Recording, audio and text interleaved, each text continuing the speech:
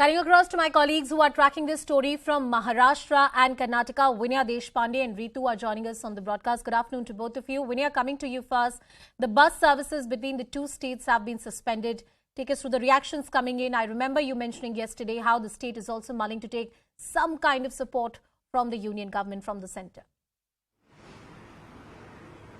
Well, yes, that has been reiterated today, Anusha, because even today when Shambhuraj Desai spoke with the media, he said that they are willing to pick up a compromise if the centre intervenes and sits with both the governments and says that this is what you need to do. So in some sense, Maharashtra seems to be giving out a signal that they're willing to compromise in case the centre intervenes. In fact, there has been an active appeal by the Maharashtra government to the centre saying that they should look into this matter, they should actively intervene in this matter. Meanwhile, Anusha, we are seeing that tension continues between the two states. In fact, when I asked the minister specifically about the reactions being seen in Maharashtra, may it be Sindhudurga, where Karnataka buses were defaced, or protests outside Karnataka Bank, both in Nashik as well as in Mumbai, the minister in some sense justified it, saying that if there is an action in Karnataka, then there will be a reaction in Maharashtra as well.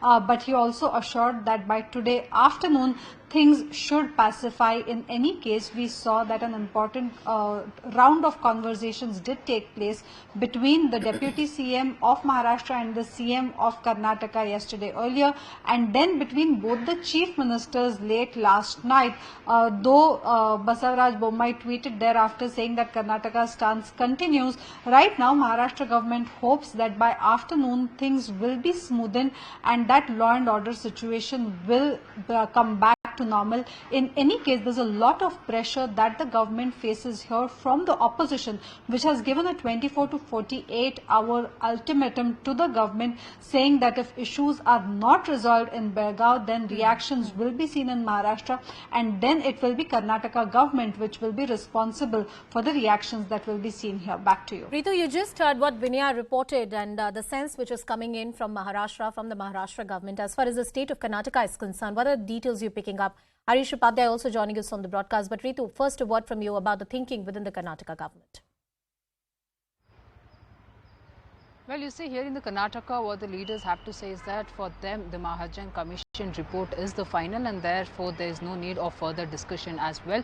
And they also, you see, continuing to tell that, first of all, the petition that the Maharashtra government had put in front of the Supreme Court is not maintainable, and whatsoever, it's only the Mahajan Commission which will be a final word according to them, and it is an unnecessary We're also getting some reactions coming in on this entire issue. We have a leader speaking on the Belagavi issue. Let's try and listen in.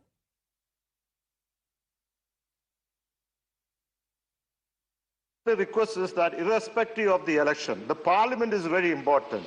You should not reduce the number of days and number of hours just because of the election in some state. This is actually unjust. You are doing unjust to the people of the nation. So it is injustice also.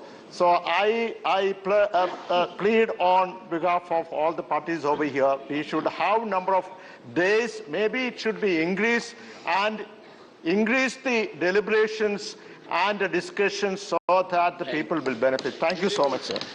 संत बलबीर सिंह. महाराष्ट्राची अस्मिता आणि महाराष्ट्राचे मराठी भाषिकांवर तोडफोडचं राजकारण करण्याचा प्रयत्न चालू आहे. कोई का बयान दर्ज नहीं हो रहा है, कोई रिकॉर्ड में नहीं जा रहा है, कोई रिकॉर्ड में नहीं जा रहा है. आप बोल रहे हो कुछ भी, कोई रिकॉर्ड में नहीं जा रहा है. आपने ये सेंसिटिव विषय है, अब विषय दो राज्यों का है, इसमें केंद्र क्या करेगा? नो. दो राज्यों के विषय में केंद्र क्या करेगा? ये संसद है. नो. राहुल शिवाले, सीपी जोशी,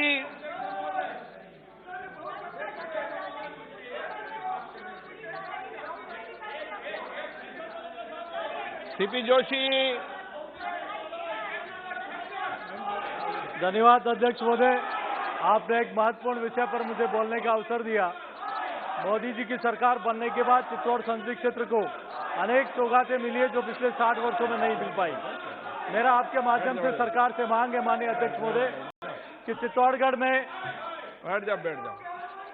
में मोदी जी की सरकार बनने के बाद 30 बेड का एक हॉस्पिटल दिया गया, जैसा उदयपुर में 100 बेड का दिया गया है, मेरी सरकार से मांग है कि चित्तौड़गढ़ में भी 100 बेड का ईएसआई का हॉस्पिटल बने ताकि उस क्षेत्र के लोगों को राहत मिल सके, क्योंकि बहुत बड़ी Well, this Belagavi issue resonating on the floor of the House as well in Lok Sabha and in Rajya Sabha also. I guess we'll try and get you more updates on that. Cutting across to Harish Upadhyay, who's with us on the broadcast.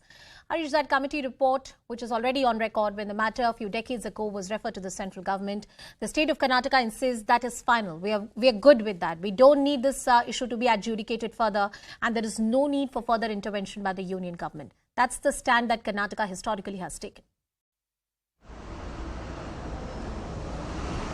Yes, Karnataka is very clear. Karnataka is saying in the late 60s it was Maharashtra which wanted the intervention of the union government.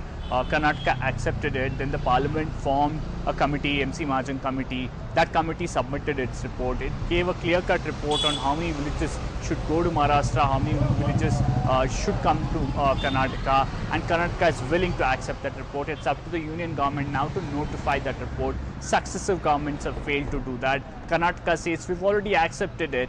And why is Maharashtra now talking about once again approaching the union government? What else can the union government do now? Will there be another committee? What if Maharashtra doesn't accept that committee's report? It's a never-ending tussle that will go on.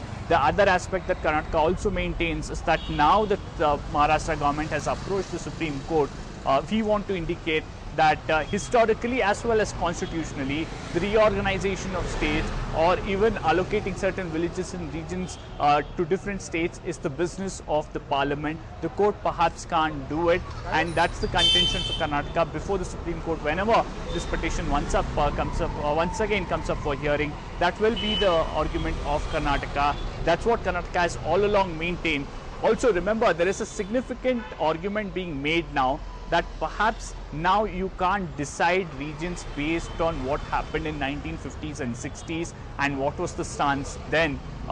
Yes, back then you might have had a lot of Marathi speaking population in Belagavi. That doesn't mean now you can give away a crucial city like Belagavi to Maharashtra. A lot of changes have happened, not just in terms of infrastructure and how crucial it is for the state of Karnataka, but also demography-wise, a lot has changed. For example, many within the state government now saying that perhaps this argument of dividing regions, allocating regions based on linguistic lines is now too outdated, can't be followed now. Many saying there are areas bordering to Bengaluru which have a significant Tamil-speaking population. Can now Tamil Nadu start laying claim for those areas? It's a Pandora's box that will open up not just in Karnataka but across the state. A lot has changed over the last 5-6 decades. So Karnataka also saying that perhaps this argument that in 1950s or 60s certain villages had a large number of Marathi speaking population can't be the reason or yardstick now to divide those regions or give away those regions to different states.